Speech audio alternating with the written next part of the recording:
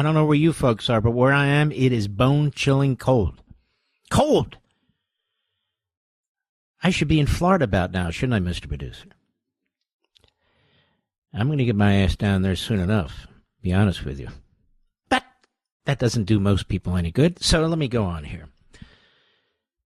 It appears, ladies and gentlemen, that Joe Robinette Biden is pardoned crazy. Pardon crazy. That's what he is. 1,500 pardons? 1,500 pardons? I'd say that's a lot of pardons. Now I'm just going to go through some of these with you. And let's see, I'm pulling them up. Loading up. Give me a second. There we go. Here we go. Biden pardons 39 people, commute sentences of 1,500 others. Very busy. Reuters, outgoing U.S. President Joe Biden said on Thursday he was pardoning 39 people convicted of nonviolent crimes and commuting the sentences of nearly 1,500 others who were serving long prison terms. By the way, there is no reason, and Donald Trump knows this, there is absolutely no reason not to pardon the vast majority of those January 6ers. No reason. And so I think he said,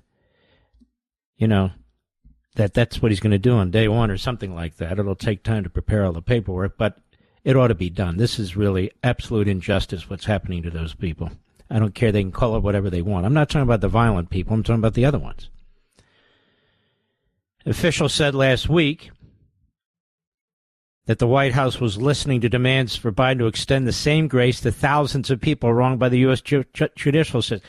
Now, on the one hand, they keep telling us to embrace the judicial system and the prosecutorial system when it comes to Trump and our guys, January 6th. But on the other hand, they tell us that the judicial system, while there were sentences that were just too harsh and so forth and so on, people shouldn't have been prosecuted.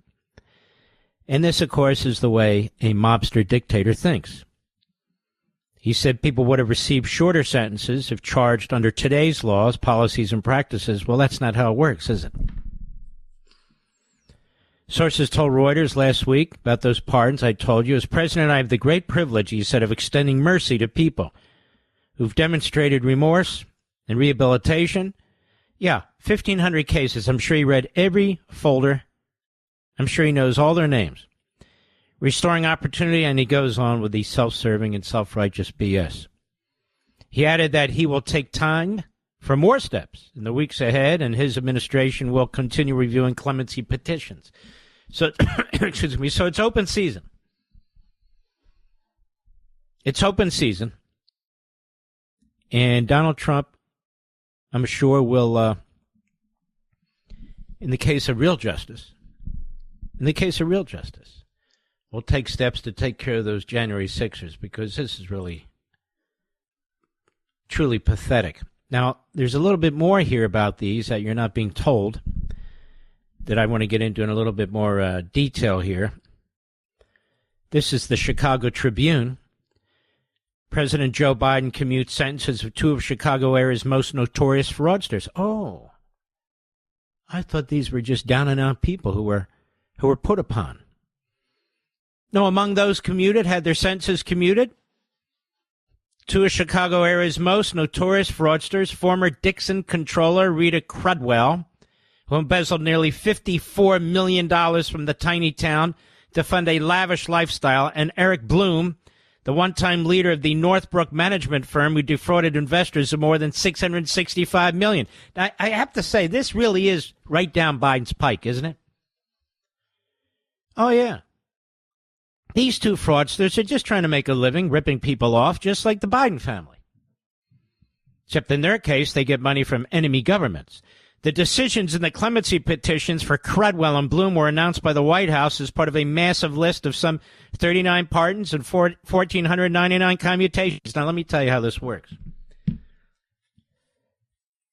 Let's just call it a 1,500 to keep it easy. 1,500 commutations, 40 pardons.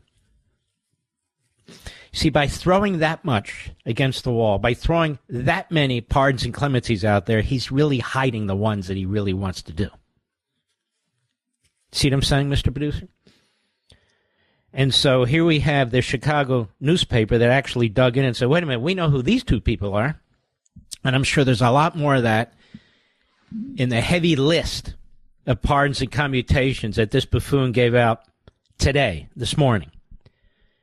And so, as I said, we have two here. Former Dixon controller Rita Crudwell, who embezzled nearly $54 million from her tiny town.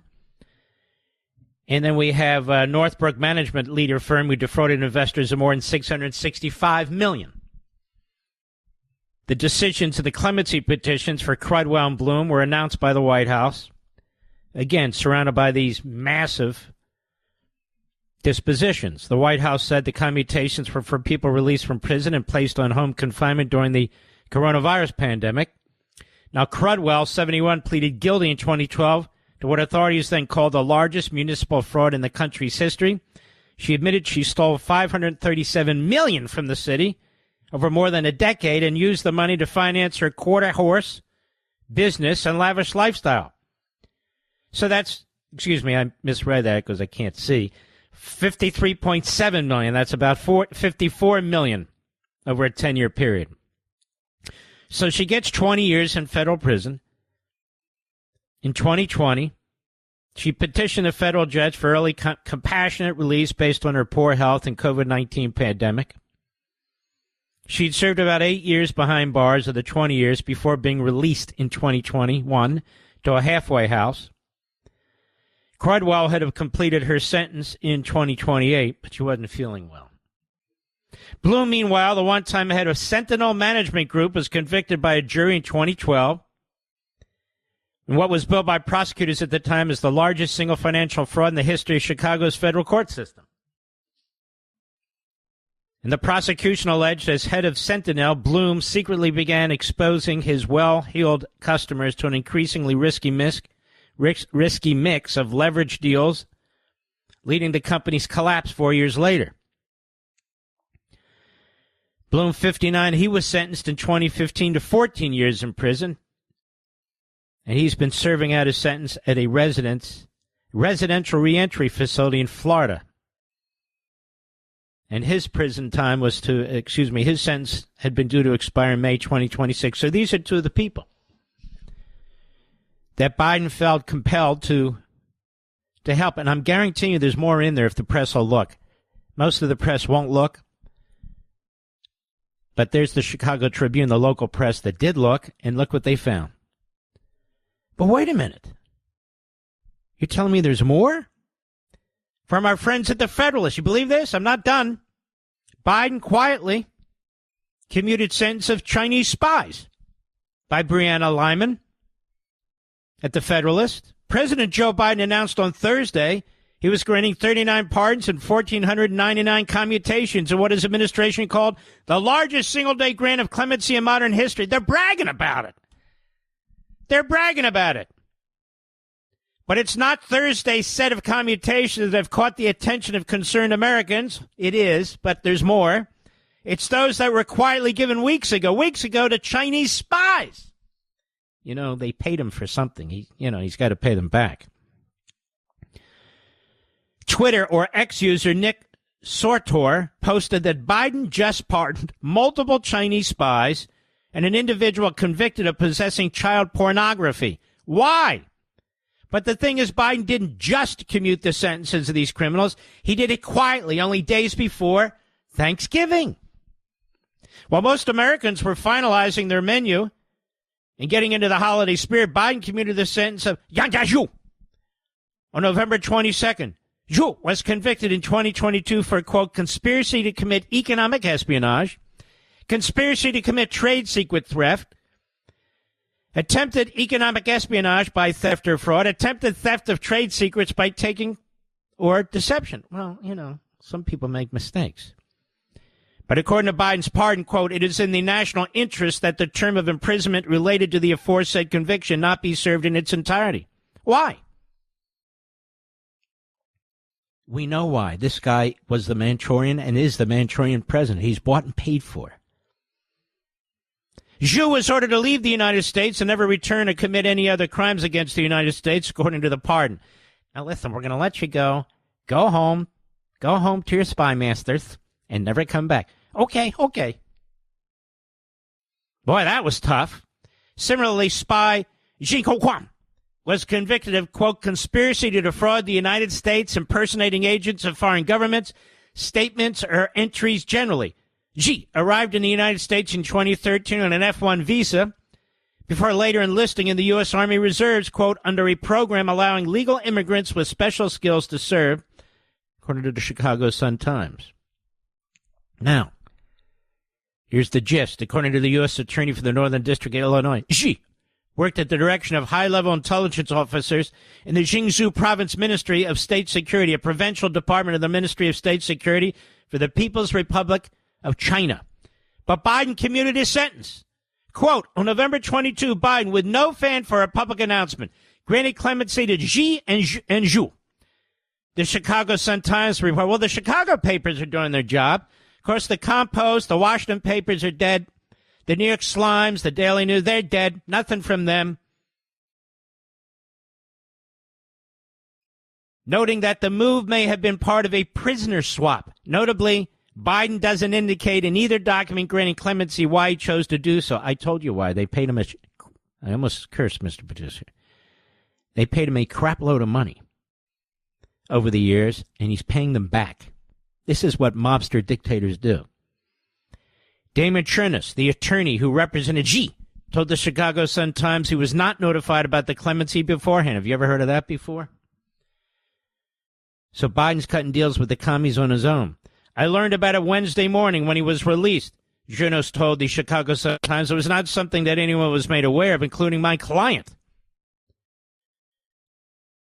Even more disturbing, Biden also granted clemency to Shalanjin, who was convicted after, quote, police found more than 47,000 images and videos of child pornography in his computer, unquote. Did he smell their hair and rub their shoulders like you-know-who? The big guy, Mr. 10%? One such video allegedly showed an adult. I don't want to read that.